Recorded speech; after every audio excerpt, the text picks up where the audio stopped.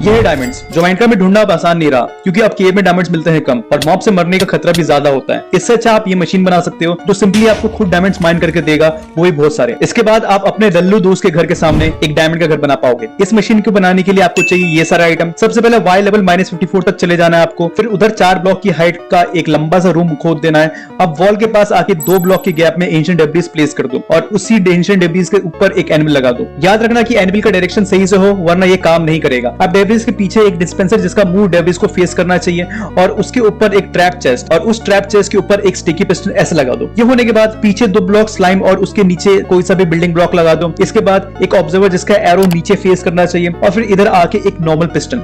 आखिर में आपको टॉप पे एक और स्लाइम ब्लॉक और उसके बगल में ट्रैप चेस्ट लगाना है। और फाइनली जब आप टीएनटी डिस्पेंसर में भर के ट्रैप चेस्ट पे क्लिक करोगे, ये टीएनटी फेंकने लगेगा। अब आपको सिंपली डायमंड्स माइन करके वापस ट्रैप चेस्ट को क्लिक करना है इसको आगे बढ़ाने के लिए, पर ये सिर्फ पॉकेट एडिशन और बेडरॉक पे काम करे। ये है डायमंड्स जो माइनक्राफ्ट में ढूंढना अब आसान नहीं रहा, क्योंकि अब केव में डायमंड्स मिलते हैं कम और मॉब से मरने का खतरा भी ज्यादा होता है। इससे अच्छा आप ये मशीन बना सकते हो जो सिंपली आपको खुद डायमंड्स माइन करके देगा, वो भी बहुत सारे। इसके बाद आप अपने लल्लू दोस्त के घर के सामने एक डायमंड का घर बना पाओगे। इस मशीन को बनाने के लिए आपको चाहिए ये सारा आइटम। सबसे पहले वाई लेवल -54 तक चले जाना है आपको, फिर उधर 4 ब्लॉक की हाइट का एक लंबा सा रूम खोद देना है। अब वॉल के पास आके 2 ब्लॉक के गैप में एंशिएंट डेब्रिस प्लेस कर दो और उसी एंशिएंट डेब्रिस के ऊपर एक एनिमल लगा दो। याद रखना कि एनिमल का डायरेक्शन सही से हो, वरना ये काम नहीं करेगा। अब डेब्रिस के पीछे एक डिस्पेंसर जिसका मुंह डेब्रिस को फेस करना चाहिए और उसके ऊपर एक ट्रैप चेस्ट और उस ट्रैप चेस्ट के ऊपर एक स्टिकी पिस्टन ऐसे लगा दो। ये होने के बाद पीछे 2 ब्लॉक स्लाइम और उसके नीचे कोई सा भी बिल्डिंग ब्लॉक लगा दो। इसके बाद एक ऑब्जर्वर जिसका एरो नीचे फेस करना चाहिए और फिर इधर आके एक नॉर्मल पिस्टन।